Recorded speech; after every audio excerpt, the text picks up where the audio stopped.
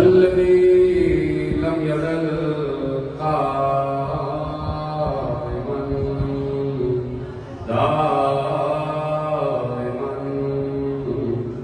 إذ لا سماء ذات أبراج ولا ليل داج ولا بحر ساج ولا أرض ذات مهاد ولا خلق ذو اعتبار والصلاة والسلام والتحية والإكرام على النبي الرحمة وخازن المغفرة وقائد الخير والبركة ومنقذ العباد من الهلكة سيدنا ومولانا أبي القاسم محمد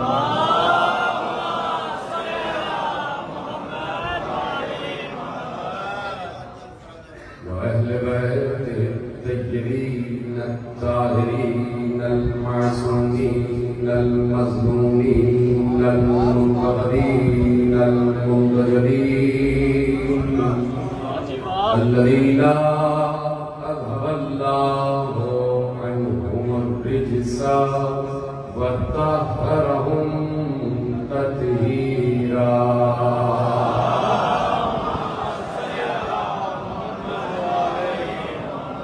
أما بعد فقد قال الله سبحانه وتعالى في محكم كتابه المجيد وفرقانه الحميد وقوله الحق.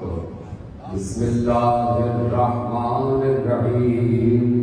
أم يحسدون الناس على ما آتاهم الله من فضله فقد آتينا آل إبراهيم الكتاب والحكمة وآتيناهم ملكا عظيما.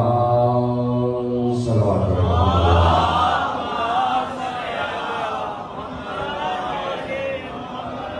پروردگار عالم کا شکر ہے کہ اس نے ہمیں یہ فن یہ ہنر عطا فرمایا ہے کہ ہم ذکر علی کر کے فرش کو عرش بنانا چاہتے ہیں.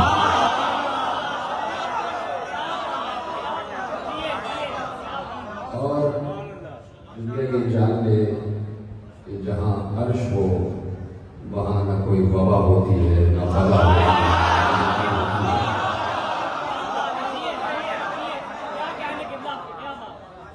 یہ جس جگہ ہم بیٹھے ہیں یہیں پر کبھی فطرس جیسے بیمار کو بھی شفا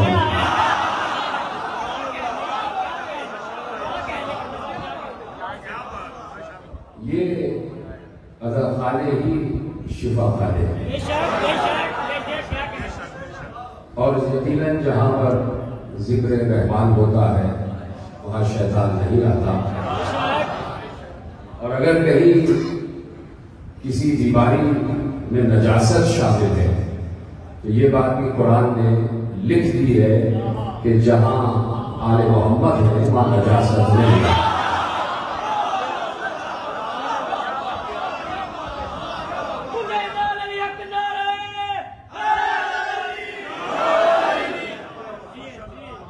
عالم اسلام اس بات کو اچھے طریقے سے جانتا ہے کہ اللہ نے صاحبان تطہیر کی طہارت کا اعلان آیت تطہیر کے ذریعے سے کیا اور بتا دیا کہ جہاں یہ ہے وہاں نجاست نہیں، جہاں نجاست ہے وہاں آل محمد نہیں ہے. لہٰذا ہم بیٹھے ہوئے ہیں آل محمد کے دربار میں. یہ وہ دربار ہے کہ جو رسول کا دربار ہے، رسالت وہاں کا دربار ہے. بہت بڑا عالم اسلام کا نام ہے امام محمد ابن اسماعیل بخاری علیہ الرحمہ. اور وہ اپنی تجرید میں ایک روایت لکھتے ہیں کہ پیغمبر نے سب سے پہلے کہ آج یہ جو SOPs سیٹ کیے گئے ہیں، جس کو اگر میں پوچھوں کہ یہ جو SOPs لاگو کر رہے ہیں انتظامیہ میں سے کتنے لوگوں کو SOP کا مطلب معلوم ہے؟ یہ اسٹینڈرڈ آپریٹنگ پروسیجر ہے، یہ ہر مرحلے پر سیٹ کیا جاتا ہے، صرف بیماری میں نہیں، بہت سے معاملات میں SOP سیٹ کیے جاتے ہیں۔ جس ممبر پہ میں بیٹھا ہوں اس ممبر کا بھی SOP ہے، اور اس ممبر کے SOP پیغمبر نے غدیر میں واضح کیا۔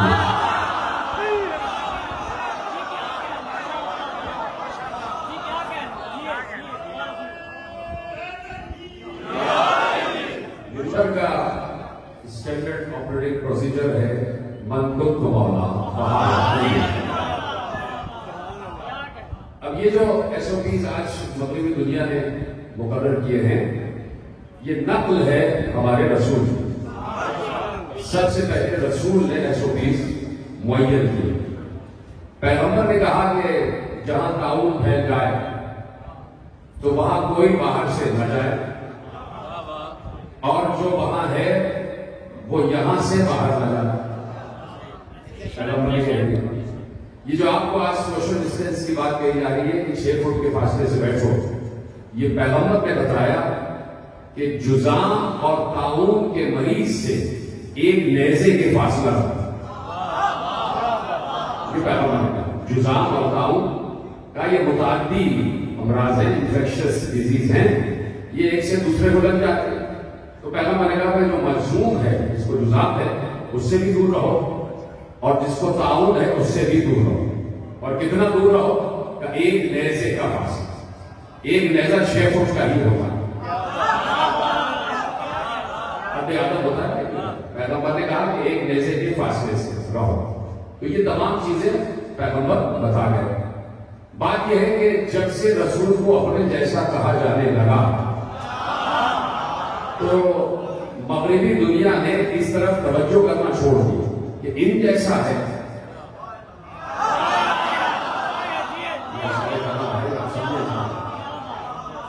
اب وہ رسول پیغمبر نے کہا کہ دیکھو بھائی، جذام کے مریض سے اس طرح بھاگو جیسے تم شیر سے ڈر کے بھاگتے ہو۔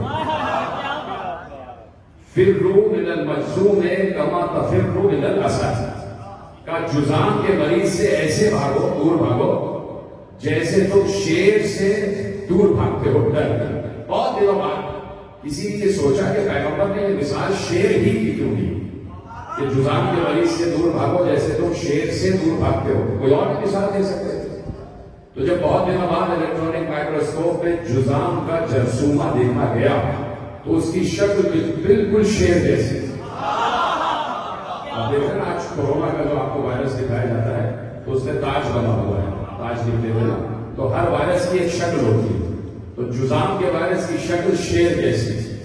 تو پیغمبر کو کسی الیکٹرانک مائکروسکوپ کی ضرورت نہیں تھی کہ کس جرثومے کی شکل کیسی ہے، بس وہ تو بعد میں لوگوں نے تحقیق کی تو بتا دیا۔ پیغمبر نے کسی جراثیم کی شکل نہیں بتائی، صرف ایک جرثومے کی شکل بتائی، اور وہ جرثومہ ہے دشمنی علی کا جرثومہ۔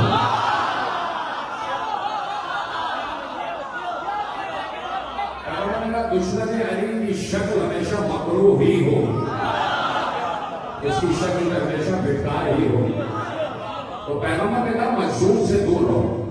اب میں روایت آپ کے حوالے کر رہا ہوں اور عالم اسلام کے حوالے ضرور کرنا چاہتا ہوں، اس لیے کہ ہم عالم ایمان ہیں، تو عالم ایمان کے اوپر یہ بات واجب ہے کہ عالم اسلام کو کچھ بتاتا ہوا آگے بڑھ جائے۔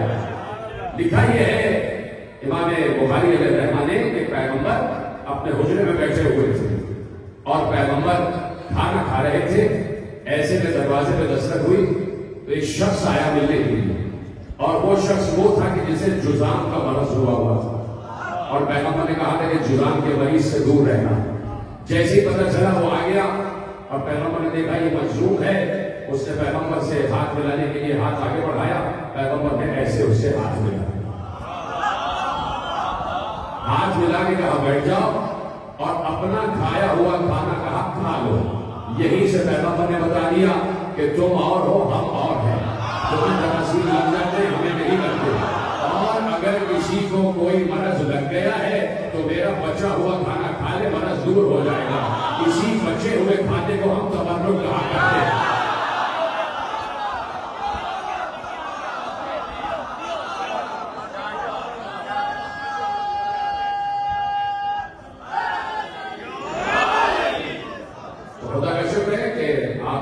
کو فالو کیے بیٹھے ہیں اور آپ کو اس بات کی اویئرنس ہے کہ کس طریقے سے کسی وبا کو شکست دی جاتی ہے.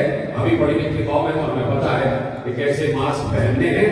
نہیں, ہم پڑھی لکھی قوم ہے تو ہمیں پتا ہے کہ نقاب پہننا کب ہوتا ہے اور بیچنا کب ہوتا ہے.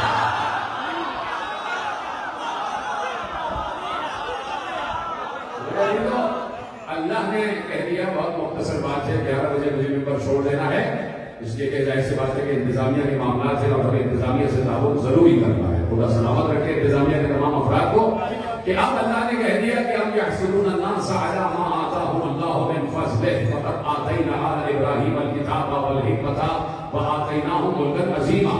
اللہ نے کہا کہ میں تم سے یہ پوچھنا چاہتا ہوں کہ تم آل ابراہیم سے کب تک چلو گے. اللہ نے کہا کہ ہم یہ پوچھنا چاہتے ہیں آپ یحسدون الناس علی ما آتاهم اللہ من فضلہ. کہہ دیا کہ تم آل ابراہیم سے کب تک حسد کرو گے. ہم نے تو آل ابراہیم کو کتاب بھی دے دی, حکمت بھی دے دی, ملک عظیم بھی دے دیا.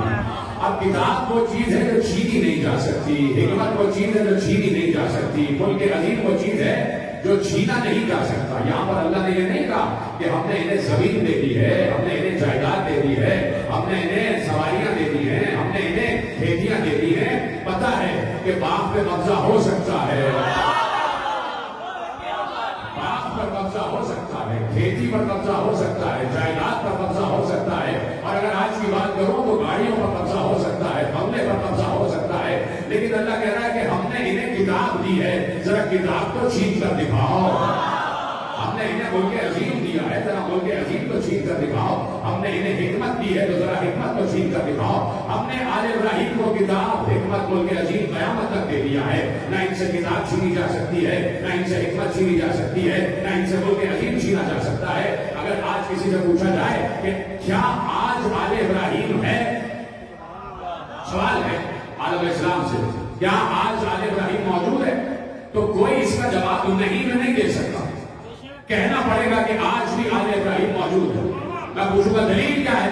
دلیل سب سے بڑی یہ ہے کہ ہر نماز کے بعد ایک درود پڑھا جاتا ہے, اللہم صلی علی محمد وعلی آل محمد کما صلیت علی ابراہیم وعلی آل ابراہیم انک حمید مجید. اے پروردگار, محمد و آل محمد پر ویسے ہی درود بھیج جیسے تو نے ابراہیم و آل ابراہیم پر بھیجا. ہے نا آیت, ہے نا روایت, ہے نا درود, ہے نا کہ اے اللہ محمد اور آل محمد پر ویسے ہی درود بھیج جیسے تو نے ابراہیم اور آل ابراہیم پر درود بھیجا. تو سوال صرف یہ ہے کہ کیا اللہ ابھی درود بھیج رہا ہے؟ اور اسی طور پر مجھے بات کرنے گلا میرا بیٹھا ہوا ہے, اور اس لیے میں کہہ رہا ہوں کہ میرے ساتھ ساتھ بات کرتے چلیے گا, میں زیادہ تیز آواز میں بات نہیں کر سکتا. کہ اللہ کیا درود پڑھ رہا ہے؟ سب کہیں گے پڑھ رہا ہے. دلیل کیا ہے؟ دلیل یہ ہے کہ اللہ کہہ رہا ہے ان اللہ و ملائکتہ یصلون علی النبی, اللہ اور اس کے ملائکہ نبی پر درود پڑھ رہے ہیں. تو اللہ آج بھی درود پڑھ رہا ہے یا نہیں پڑھ رہا؟ کوئی ہے تو انکار کرے, کوئی اس بات سے انکار نہیں کر سکتا کہ اللہ آج درود نہیں پڑھ رہا. اللہ آج بھی اس وقت بھی درود پڑھ رہا ہے. تو جب تک اللہ درود پڑھے گا تب تک آل محمد بھی ہیں, جب تک آل محمد ہیں تب تک آل ابراہیم ہیں, اور جب تک آل ابراہیم ہیں تو ملک بھی ان کا ہے, کتاب بھی ان کی ہے, حکمت بھی. جب تک آل ابراہیم ہے کتاب بھی ان کی, حکمت بھی ان کی, ملک عظیم بھی ان کا. گفتگو کر چکا, صرف چند جملے آپ کے حوالے کرنا ہے کہ یہ ملک عظیم ہے کیا. توجہ ہے, بات سن لیجیے, یہ ملک عظیم ہے کیا. پچھلے سے پچھلے سال پورا اشرا پڑھا اور آج بات کامل کر رہا ہوں. یہ ملک عظیم کیا کیا ہے؟ پچھلے سال میں نے پڑھا کہ بہت سی چیزیں ہیں ملک عظیم. یہ درود بھی ملک عظیم ہے, آل محمد کا ملک عظیم درود بھی ہے. آل محمد کا ملک عظیم سلام بھی ہے، سلام علی یاسین، آل یاسین پر سلام ہو، تو سلام بھی آل محمد کا ملک عظیم ہے، درود بھی آل محمد کا ملک عظیم ہے۔ اور کیا کیا ملک عظیم ہے؟ یہ ملک عظیم کوئی کسی چھوٹے سے مملکت کی سرحدوں کی حفاظت نہیں ہے، یہ کوئی جغرافیائی حدود میں نہیں بٹا ہوا ہے۔ اس ملک عظیم کو وہ ملک عظیم کہہ رہا ہے جو خود علی العظیم ہے، جو خود علی العظیم ہے وہ کہہ رہا ہے یہ ملک عظیم ہے۔ تو جس ملک کو عظیم عظیم کہتے ہیں وہ کتنا عظیم ملک ہوگا؟ تو کیا اللہ جیسا عظیم کسی کم عظیم کو اپنا ملک عظیم دے گا؟ جسے ملک عظیم دے گا ضروری ہے کہ وہ بھی اتنا ہی عظیم ہو جتنا ملک عظیم ہے، اور جتنا ملک دینے والا عظیم ہے۔ تو اب اللہ کے ملک کی سرحدیں پھیلتی گئی، یہاں تک کہ اللہ نے کہا کہ یہ درود بھی ملک عظیم، یہ سلام بھی ملک عظیم، یہ قرآن بھی ملک عظیم، یہ توریت بھی ملک عظیم، یہ زبور بھی ملک عظیم، یہ انجیل بھی ملک عظیم، یہ کتاب بھی ملک عظیم، کتاب کے اندر تمام حروف بھی ملک عظیم، یہ 114 صحیفے ملک عظیم، اور ان صحیفوں میں لکھا ہوا سارا علم ملک عظیم، اور یہ سارا کا سارا علم جو 114 صحیفوں میں پڑا ہوا تھا، ہم نے سارا کا سارا ملک عظیم والا علم ہم نے قرآن میں ڈال دیا، اور جب پورا کا پورا ملک عظیم والا علم ہم نے قرآن میں رکھا، اس پورے قرآن کو ہم نے سمیٹ کر سورہ فاتحہ میں رکھ دیا، اور جب سورہ فاتحہ کو سمیٹنے پر آئے تو ہم نے اسے بسم اللہ الرحمن الرحیم میں سمیٹ دیا، اور جب بسم اللہ کو سمیٹنے آئے تو ہم نے اسے بے میں سمیٹ دیا، اور جب بے کو سمیٹنے میں آئے تو ہم نے اسے نقطے میں سمیٹ دیا، اور جب نقطہ پھیلا تو آپ وہاں کے علی اور یہ یہاں کا علی،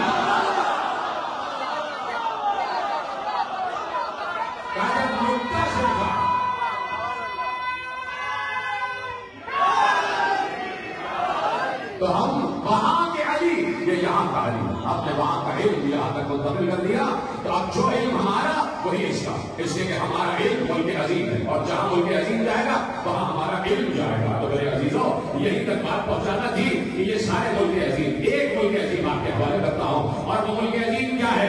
میں عرض کر چکا کہ متفق علیہ روایت ہے، متفق علیہ روایت کہ پہلے آیت آپ کے حوالے کرتا ہوں، اللہ نے آیت قرآن میں درج کر دی کہ انما اذا امرہ اذا اراد شیئا ان یقول له کن فیکون، انما امرہ اذا اراد شیئا ان یقول له کن فیکون، اللہ کا امر یہ ہے کہ جب وہ کسی شے کا ارادہ کرتا ہے اس شے سے کہتا ہے ہو جا تو وہ ہو جاتا ہے۔ بس 15 منٹ کی بات ہے، اپنے پاس مختصر ہے، اس کے میں نے زیادہ طویل کوئی موضوع چھیڑنا تھا بھی نہیں اور موقع بھی نہیں ہے، اس لیے کہ معاملات آپ دیکھ رہے ہیں، میرے ساتھ جڑے رہیے گا۔ اللہ کا امر یہ ہے کہ جب وہ کسی شے کے کرنے کا ارادہ کرتا ہے اس شے سے کہتا ہے ہو جا تو وہ ہو جاتی ہے، یعنی کوئی شے بھی اللہ کے امر کن سے باہر نہیں۔ اب اگر یہاں بیٹھے ہوئے تمام افراد سے پوچھوں کہ اللہ نے کیا کیا بنایا ہے اس لفظ کن سے، تو آپ پلٹ کے پوچھتے ہیں کیا کیا نہیں ہے جو نہیں بنایا اللہ نے؟ سب کچھ اللہ نے لفظ کن سے بنایا۔ میرے ساتھ ہیں اللہ جڑے ہوئے نا مجھ سے؟ ہر انسان کہے گا کہ اللہ نے یہ زمین سے آسمان تک، آسمان سے سدرہ تک، سدرہ سے قاب قوسین تک، لوح قلم عرش کرسی مشرقین مغربین سب کچھ جتنی سمتے ہیں، جتنے عالمین ہیں، جتنی کائناتیں ہیں، جتنی کہکشانیں ہیں، سب کا سب اللہ نے کن کہہ کے بنایا ہے نا۔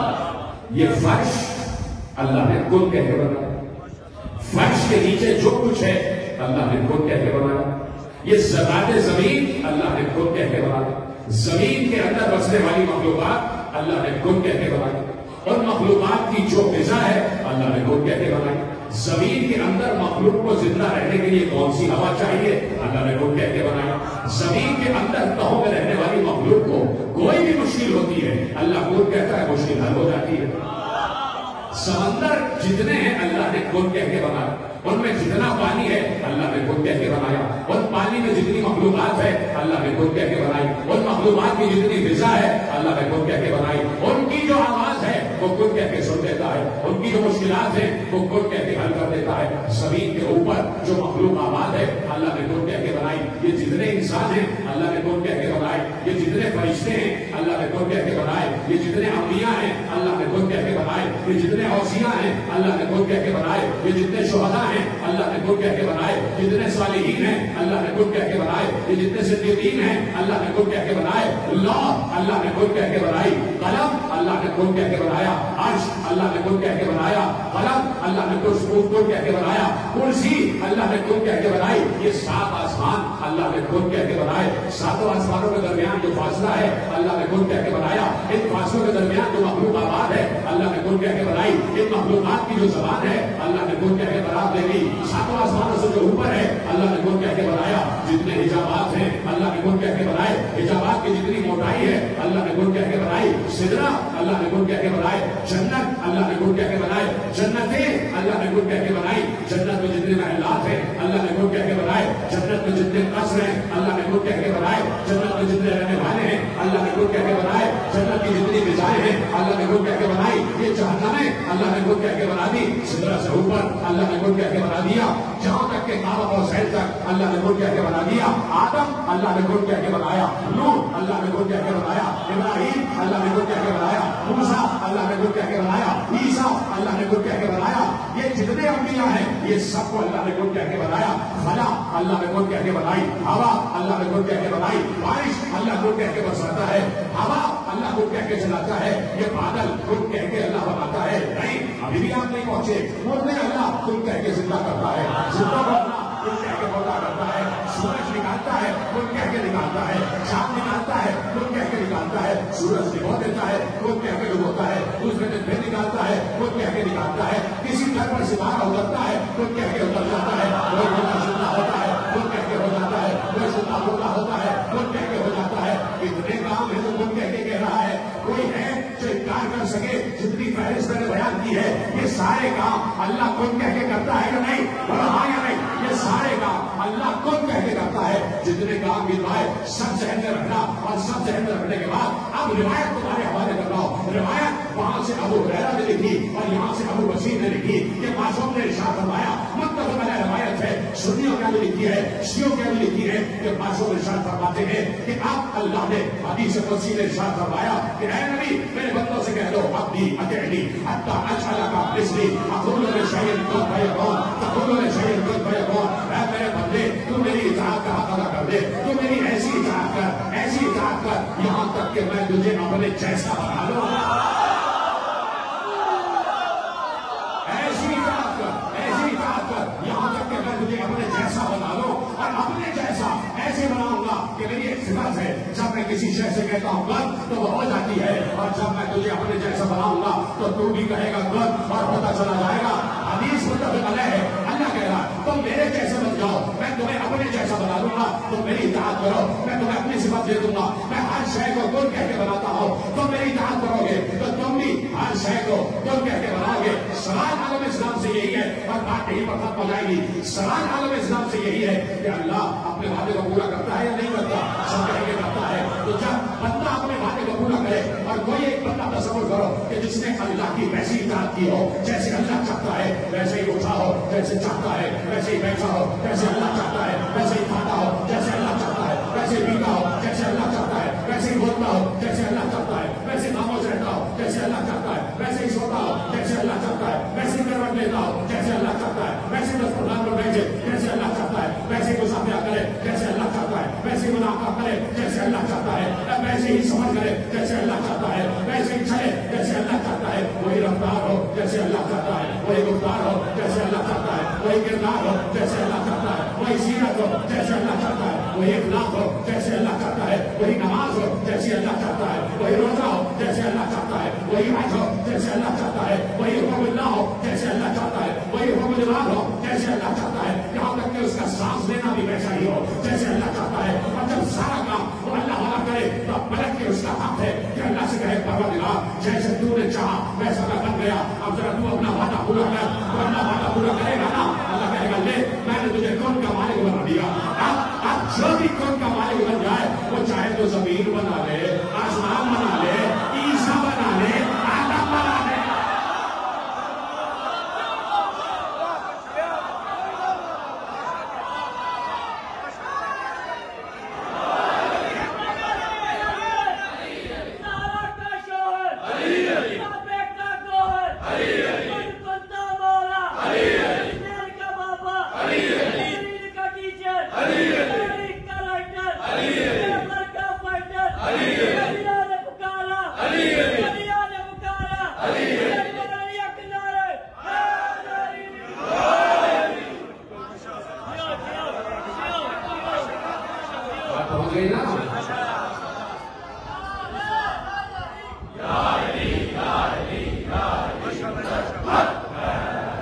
سمجھ لے گا؟ تو اللہ کہہ رہا ہے کہ تمہیں کن کا مالک بنا دوں گا. جب کن کا مالک کوئی بن جائے تو جو کچھ اللہ بنا رہا ہے سب کچھ بنا. ہم تو بازی نہیں کر رہے ابھی علی کی,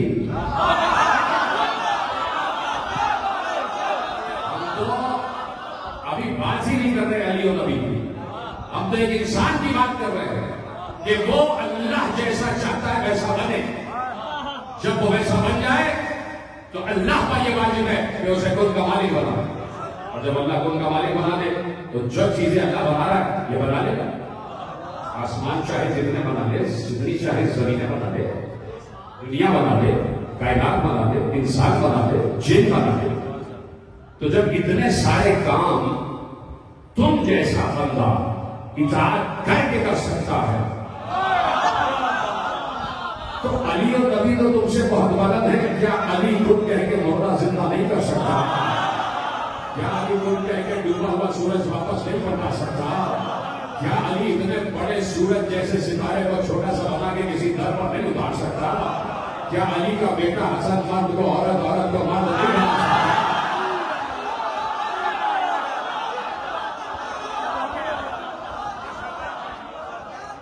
تو قرآن سمجھنا اتنا آسان کام نہیں. انما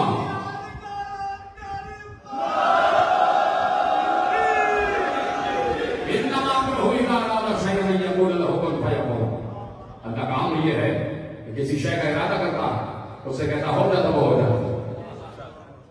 اب پیغام لے جائیے آپ, ضروری ہے یہ پیغام. قرآن نے کہا سورہ محمد میں افلا یتدبرون القرآن ام علی قلوب اقفالها. تم قرآن میں تدبر کیوں نہیں کرتے؟ کیا تمہارے دلوں میں تالے لگے ہوئے ہیں؟ قرآن کا دعویٰ ہے لا رتب ولا یابس الا فی کتاب مبین. کوئی کچھ تو تر میں ایسا نہیں ہے جو قرآن میں موجود نہ ہو. لا اصغر من ذلک ولا اکبر الا فی کتاب مبین. پالیسی بیان دے رہا ہوں. اور جہاں تک میری بات پہنچ رہی ہے اہل سنت حضرات بھی بیٹھے وہ سنیں, ہماری فکر سنیں, اور جو قرآن کے بارے میں ہمارا نظریہ ہے وہ سنیں کہ کوئی چھوٹی سے چھوٹی شے اور کوئی بڑی سے بڑی شے ایسی نہیں ہے جو اس قرآن میں موجود نہ ہو. کوئی ہے جس سے پوچھوں کہ بھائی اللہ کہہ رہا ہے جو کچھ بھی خشکی میں ہے وہ قرآن میں ہے. تو خشکی میں اس وقت خشکی دنیا میں 3 حصہ پانی ہے, 1 حصہ خشکی. اس وقت جتنا خشک حصہ ہے دنیا میں اس روئے ارض پر اس وقت 6.5 ارب انسان رہ رہے ہیں. 6.5 ارب انسان رہ رہے ہیں اس وقت اس خشکی میں. اور اللہ کہہ رہا ہے جو کچھ خشکی وہ سب قرآن میں ہے. خشکی میں کچھ ایسا نہیں ہے جو قرآن میں نہ ہو. میں تو صرف انسان کی بات کر رہا ہوں, لیکن بہت سی چیزیں جو خشکی میں رہتے ہیں. انسان اس وقت 6.5 ارب ہے. 6.5 ارب انسانوں کے نام بھی تو ہے نا. قرآن کہہ رہا ہے جو کچھ بھی خشکی میں ہے وہ میرے اندر موجود ہے. اس کا مطلب ہے 6.5 ارب انسانوں کا نام قرآن میں ہونا چاہیے.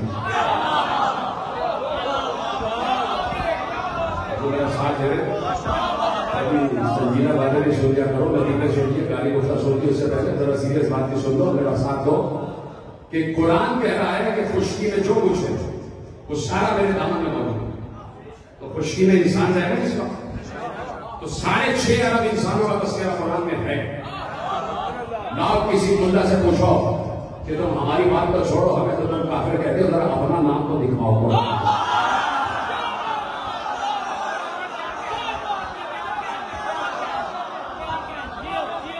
قرآن میں ہے, دعوے سے کہہ رہا ہوں 6.5 ارب انسانوں کا نام قرآن میں ہے. دنیا میں خشکی میں اور تری میں جتنی مخلوقات ہیں سب کی تعداد بھی قرآن میں ہے اور سب کا نام بھی قرآن میں. اس لیے کہ قرآن کہہ رہا ہے نہ میں تلاش کر سکتا ہوں نہ کوئی ملا. یہی تو سمجھانا ہے, یہی سمجھانا. عقیدہ سنو جو ہمارا مکتب تشیع کا قرآن کے بارے میں عقیدہ ہے. معصوم نے کہا جیسا اس وقت قرآن موجود ہے بالکل صحیح ہے, اس میں کوئی تحریف نہیں ہوئی, نہ اس میں کچھ کمی ہوئی ہے نہ اس میں کچھ زیادتی ہوئی ہے. ہاں صرف تنزیل اور ترتیب کا فرق ہے. جیسے پہلا سورہ اترا تھا تو تو ویسا نہیں ہے، لیکن جیسا قرآن ہے ویسا ہے، نہ اس میں کچھ کمی ہوئی ہے نہ اس میں کچھ زیادتی ہوئی ہے۔ اور اللہ نے کہہ دیا کہ اتنا نحن نزلنا الذکر وإنا لہ لحافظون، ہم نے اس ذکر کو نازل کیا ہے اور ہم ہی اس کی حفاظت کرنے والے ہیں۔ اگر کہیں کسی ملک سے، چاہے وہ کسی بھی مقصد سے تعلق رکھتا ہو، کہیں سے یہ آواز اٹھی ہے کہ نعوذ باللہ قرآن میں تحریف ہوئی ہے، تو وہ ہمارا عقیدہ نہیں ہے، ہمارا عقیدہ نہیں۔ پڑوسی ملک سے کسی نے یہ بات کہی ہے تو میں بتا دینا چاہتا ہوں یہ ہمارا عقیدہ نہیں ہے۔ قرآن جیسا ہے ویسا ہی موجود ہے اور بالکل صحیح ہے، بالکل صحیح ہے، اس میں نہ کچھ اضافہ ہوا ہے نہ اس میں کچھ کمی ہوئی ہے۔ سمجھنے میں اتنی غلطی ہوئی ہے کہ اس وقت سے بات خراب ہوئی جب کسی نے کہہ دیا کہ قرآن کافی ہے۔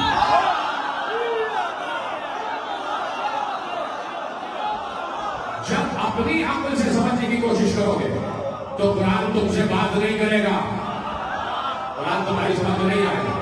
اگر کہتے ہو کہ قرآن میں کچھ آیتیں اضافی ہو گئی نعوذ باللہ یا کمی ہو گئی ہے، تو یہ تمہاری سمجھ کی اور فکر کی کمی ہے۔ قرآن میں جو کچھ ہے، جیسا پروردگار نے نازل کیا ویسا کا ویسا آج تک موجود ہے۔ یہ بات صحیح ہے کہ قرآن کافی تو ہے، لیکن سوال صرف یہ ہے کہ کس کے لیے کافی ہے۔ تو قرآن ہی سے پوچھ لو کس کے لیے کافی ہے۔ مطلب یہ بات قرآن نے سورہ بقرہ میں آواز دی، اپنے محبوب کو مخاطب کرتے ہوئے پروردگار نے کہا انما یسرناہ بلسانک، اے نبی یہ قرآن کافی تو ہے لیکن آپ کے لیے کافی ہے۔ تو اگر تمہارے سمجھ میں جہاد کی آیتیں نہیں آ رہی، اور اگر کہیں سے کسی نے ہندوستان سے یہ بیان دیا ہے کہ اس میں آتنکواد کی باتیں ہیں اور دہشت گردی کی باتیں ہیں نعوذ باللہ، اور اس شخص نے جو ملعون ہے اور وہ ہر مذہب سے خارج ہو چکا ہے کہ جس نے پٹیشن دائر کی ہے وہاں پر انڈیا میں کہ قرآن سے وہ آیتیں نکال دی جائیں کہ جو دہشت گردی کا درس دیتی ہیں، ان کا قرآن سے تعلق نہیں، تو وہ غلط ہے، اس سے نہ ہمارا کوئی تعلق ہے نہ عالم اسلام کا کوئی تعلق ہے۔ صرف مسئلہ یہ ہے کہ جب قرآن کو اپنی عقل سے سمجھو گے تو قرآن تمہیں سمجھ میں نہیں آئے گا، اور اگر قرآن کو عقل اول سے سمجھو گے، علم عقل سے سمجھو گے، قرآن کو اس سے سمجھو گے کہ جس نے 13 رجب کو رسول کا لعاب دہن چوسا ہے۔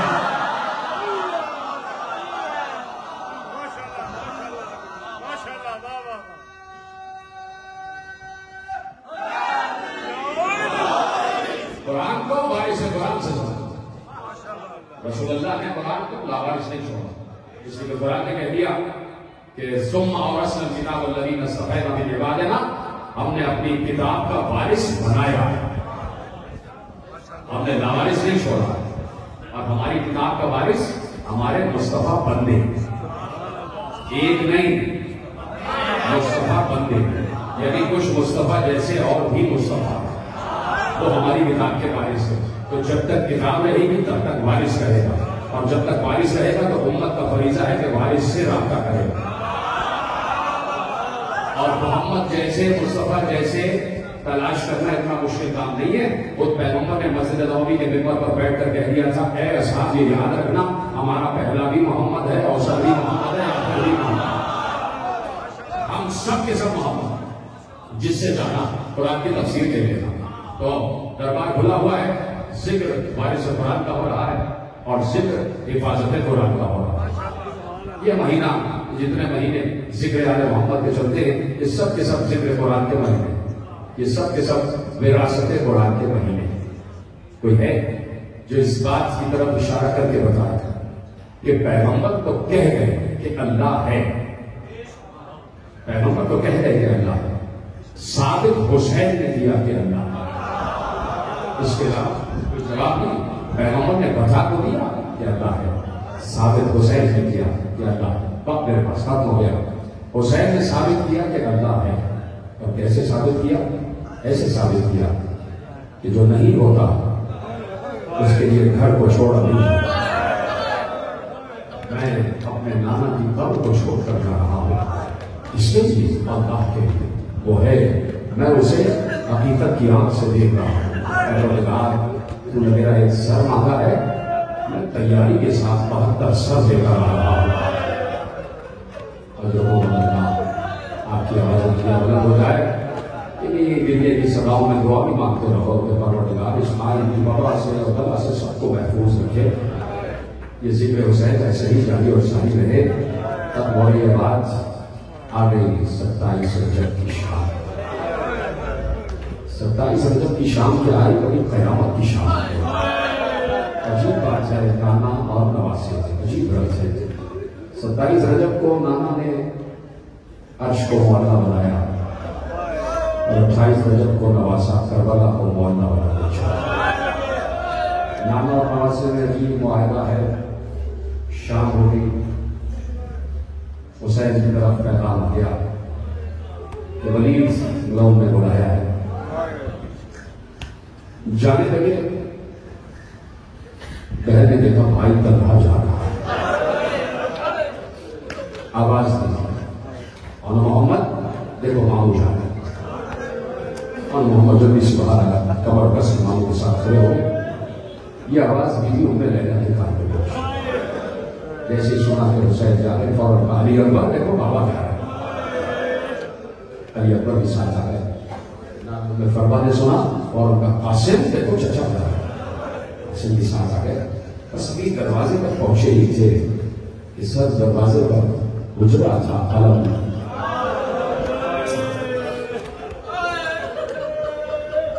جیسے ہی گزرے علمبردار میں آواز پہنچی، زوجہ عباس نے جا کے کہا والی دیکھیے کہیں جا رہے ہیں، سنے کیا؟ جیسے ہی عباس نے سنا کہ حسین کہیں بغیر بتائے جا رہے ہیں، تو نہ عباس نے پاؤں میں نالین پہنی، نہ سر پہ امامہ رکھا، نہ کمر میں رکھا، ایسے ہی تیزی سے دوڑتے ہوئے ہاتھ جوڑ کے کھڑے ہو گئے، آقا کیا غلام سے کوئی پتہ ہو گئے؟ حسین نے عباس کو سینے سے لگا دیا۔ عباس ہم تو چاہتے تھے کہ تنہا چلے جائیں، لیکن زینب سے برداشت نہ ہوا، بہن نہیں چاہتی کہ ہم کہیں تنہا چلے جائیں۔ چلے دارالعمارہ تک پہنچ گئے، عباس آپ ہی رک جائیں گے، میں تنہا جاتا ہوں، جب آواز بلند ہو جائے تو تم اندر آ جانا۔ سب سنا ہوا ہے، میں صرف 2 جملے آپ کے حوالے کرنا چاہتا ہوں۔ آپ کی آواز بلند ہو گئی، زیادتی برآمد ہو جائے گی، صرف 5 یا 7 منٹ کی ضرورت تھی۔ حسین پہنچے، جواب سلام دیا، کیوں بلایا؟ کہا کہ یزید حاکم ہو گیا ہے، بیعت طلب کی ہے۔ کہا یہ اتنا اہم معاملہ ہے، چھت کے نیچے نہیں ہوگا، صبح دربار میں سب کے سامنے بات ہوگی۔ یہ کہہ کے حسین پلٹے، پلٹنے کے بعد کسی ملعون نے پیچھے سے کہا ولید ابھی اچھا موقع ہے، حسین کی گردن روک دو۔ حسین نے پلٹ کے کہا او نیلی آنکھوں والی کے بیٹے، میری یہ مجال کہ تو میری گردن کی بات کرے۔ حسین نے یہ جملہ تیز آواز سے کہا، یہ آواز عباس کے کان تک پہنچی۔ عباس نے نیام پر ہاتھ رکھا، پاؤں سے دروازے کو ٹھوکر ماری، دروازہ پر خیبر کی طرح نیچے گرا۔ عباس تیزی سے آئے اور ایک بار تلوار کو نیام سے پیش کر کہا کس نے میری موجودگی میں میرے آقا کے سر کی بات کی، یہی پر سر کے مار لگا دوں گا۔ خدا کی قسم اماموں نے لکھا، معصومین نے لکھا کہ اس وقت اگر حسین نہ ہوتے تو عباس کو کوئی روک نہیں سکتا تھا۔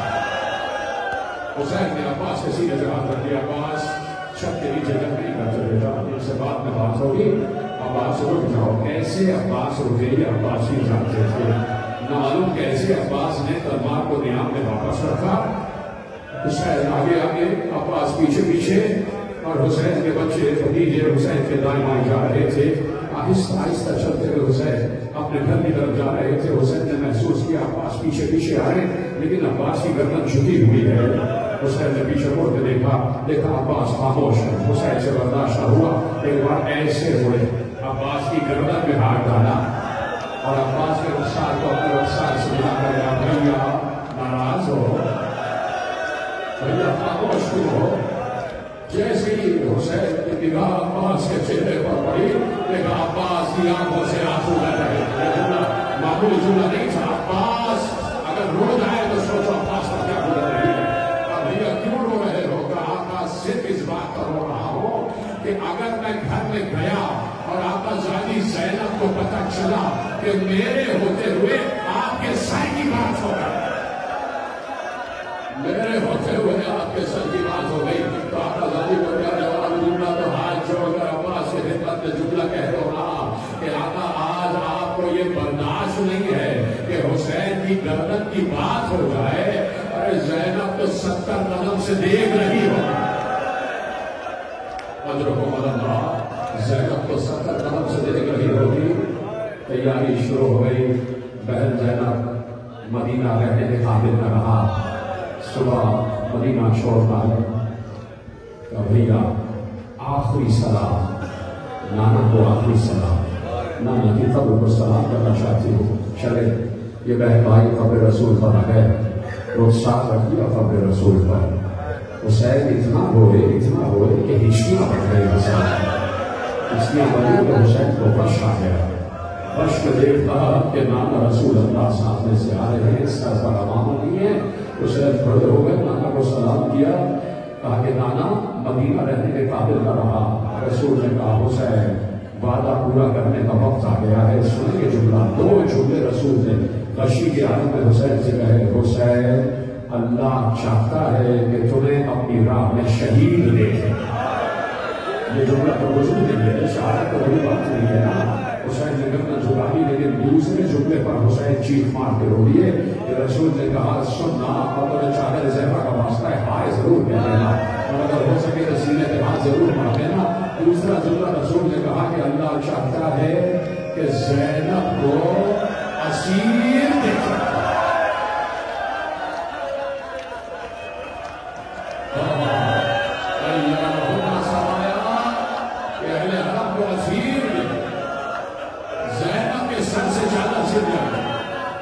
حسین چیخ مار کے ہو رہے تھے، حسین کی آنکھ کھل گئی، حسین کی آنکھ کھل گئی، بھیا کیا دیکھا؟ کہا زینب جو دیکھا وہ تم جانتی ہو، وعدہ پورا کرنے کا وقت آ گیا ہے، زینب صبح مدینہ چھوڑنا ہے، واپس ملے تو ایک لفظ کہا، بی بی نے ایک لفظ کہا، بھیا نانا کو آخری سلام کر لیا، اور سامنے جنت البقیع میں ماں آ رہا ہے، میں چاہتی ہوں اماں کو آخری سلام کر لو، یہ بہن بھائی بی بی ام کلثوم بی بی زینب چلی، چلتے چلتے ماں کی قبر سے لپٹ گئے، زینب نے رخسار قبر پر رکھ کر کہا اماں زینب کا آخری سلام، اماں شاید کل سے اب میں تمہاری قبر پر شراب نہ جلا سکتا، اس لیے کہ اماں میں نے تم سے 3 جمادی الثانی کو وعدہ کیا تھا کہ جدھر حسین جائیں گے ساتھ ساتھ میں جاؤں گا، اماں کل میرا ماجایا مدینہ چھوڑ رہا ہے تو میں تمہاری وصیت پر عمل کرتی ہوئی حسین کے ساتھ رہوں گی۔ ابھی یہ کہہ کے قبر زہرا سے اٹھے تھے کہ فضا کہتی ہے میرا کلیجہ پھٹ گیا، اس لیے کہ قبر زہرا سے آواز آ رہی تھی میرے بچوں اپنے کو تنہا نہ سمجھنا، جہاں جہاں جاؤ گے یہ اجڑی ہوئی ماں ساتھ ساتھ آئے، اجڑی ہوئی ماں ساتھ ساتھ آئے گی۔ پہنچ گئے گھر، تیاری شروع ہو گئی، عباس ہماری کو تیار کرو، سامان سفر تیار کرو، عباس وقت دیتے گئے، سامان سفر تیار ہوتا گیا، گھوڑے تیار ہوتے گئے، بشیں تیار ہوتی گئی، جتنا بھی کھانے پینے کا سامان تھا وہ ناپوں کے پار ہونا شروع ہو گیا۔ کہہ دیا عباس کون کون جائے گا؟ بیٹھو میں فہرست کرواتا ہوں، لکھو عباس بسم اللہ الرحمن الرحیم۔ عباس نے کہا بسم اللہ الرحمن الرحیم، سنتے تو رہتے ہو نا، کربلا شروع ہو چکی ہے، آج کربلا کا آغاز ہو چکا ہے، آج سے کربلا شروع ہو گئی ہے، بس 2 ہی جملے رہ گئے، لکھو بسم اللہ الرحمن الرحیم، نیچے لکھو نصر من اللہ و فتح قریب۔ عباس کے چہرے پہ سرخی آ کے نصر من اللہ و فتح قریب، لیکن تیسرا جملہ جو حسین نے لکھوایا، ایک بار عباس نے کلیجے پہ ہاتھ رکھ دیا کہ عباس نصر من اللہ و فتح قریب کے نیچے لکھو انا للہ و انا الیہ راجعون۔ عباس نے گردن جھکا کے لکھا، کہا کہ سنیں گے پہلے مردوں کی پوری فہرست بتاؤ، لکھو میرا نام لکھو، اپنا نام لکھو، علی اکبر کا نام لکھو، اور محمد قاسم، یہاں تک کہ 6 مہینے کا ہو جانے والا علی اصغر، ابھی پڑھوں گا، لیکن جیسے ہی کہا کہ بیویوں کے نام بھی لکھو، عباس نے ایک بار حسین کے چہروں کو دیکھا کر جھکا لی، آقا کا حکم اچھی آقا کہ سب سے پہلے لکھو زینب بنت علی، روایت میں نے سنی ہے تمہارے حوالے پر، زینب بنت علی لکھتے ہیں راوی کے بڑے لرزتے ہوئے ہاتھوں سے، عباس نے نام لکھا تو سوچ رہے تھے، دوسرا نام لکھو ام کلثوم بنت علی، آنکھوں سے آنسو بہ رہے تھے، اس لیے کہ ابھی ابھی قبر رسول سے جملہ سنا تھا کہ حسین نے کہا نانا نے کہا ہے کہ بیویاں اسیر ہو جائیں گی، زینب ام کلثوم کے سر سویرا چھن جائے گی، بیویوں کو قیدی بنا لیا جائے گا۔ تیسرا نام لکھو رقیہ۔ جیسے ہی عباس نے اپنی بہن کا نام سنا، جیسے ہی عباس نے اپنی بہن کا نام سنا، نام لکھ کر کہتے ہیں کہ آقا کیا یہ نہیں ہو سکتا کہ زینب و ام کلثوم رہ جائیں، باقی ساری بہن میری بہن سے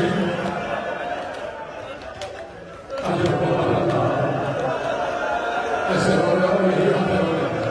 خدا تم سب کو سلامت رکھے، یہ بھائی بیٹھے ہونا، خدا تمہاری بہنوں کے سہاگ کو سلامت رکھے، خدا تم سے تمہاری بہنوں کی محبتوں کو سلامت رکھے۔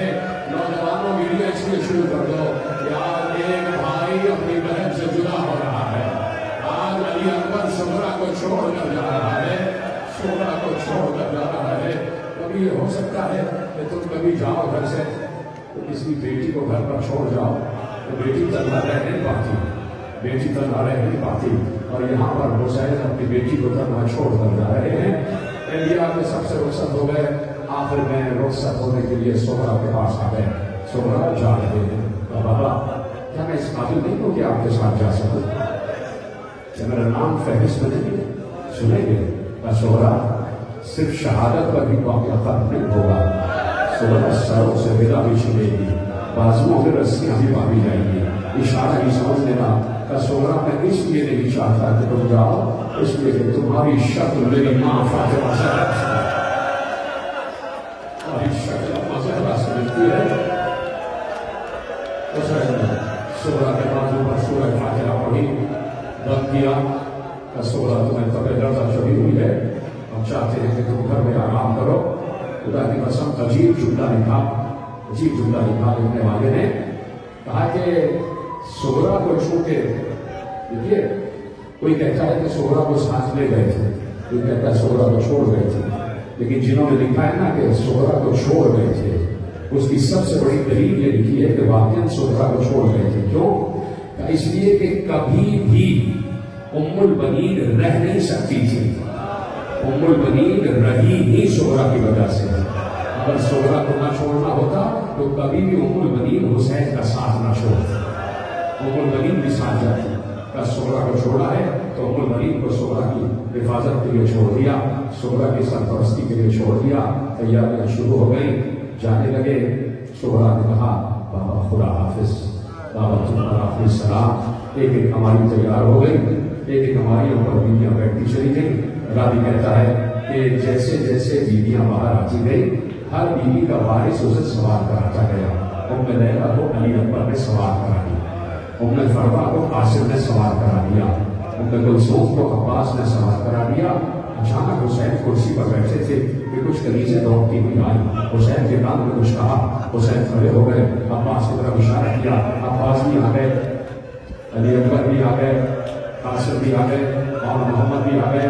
اور محمد نے دروازے کا پردہ ہٹایا، پھر ایک بلند دامت کی بیوی باہر برآمد ہو رہی ہے۔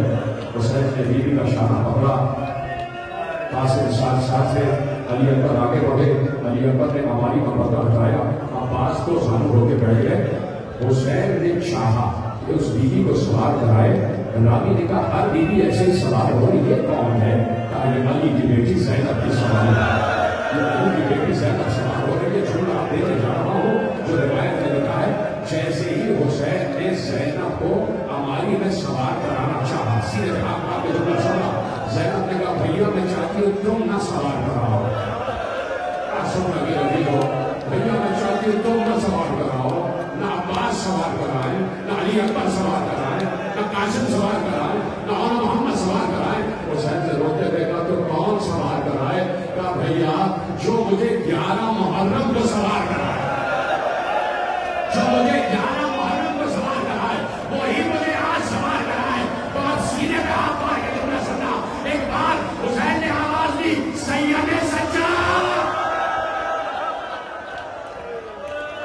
سید سجاد، حضرت اللہ، حضرت اللہ، اب دو جملے رہ گئے اور اس کے بعد شراب برآمد ہو جائے گی۔ اجازت دینا اسی گریے کی چھاؤں میں تمہیں چادر زہرا کے حوالے کر رہا ہوں، تمہیں پرچم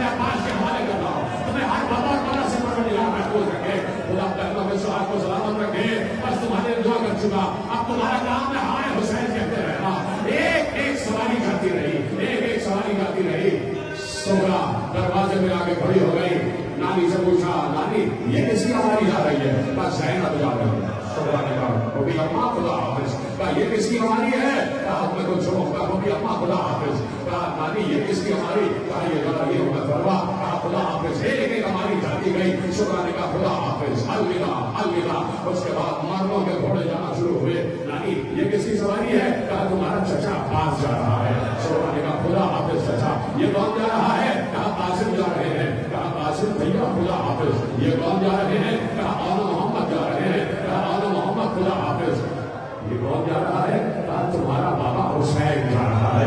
کہا بابا بابا وہ کہ لے کے نہیں جا رہے، پھر بھی خدا حافظ. آپ نے جملہ پڑھنے جا رہا ہوں، سب کو خدا حافظ، سب کو خدا حافظ. اب جو گھوڑا گزرا تو سغرا نے کہا یہ گھوڑا کس کا ہے؟ کہا تمہارے بھیا علی اکبر کی سواری.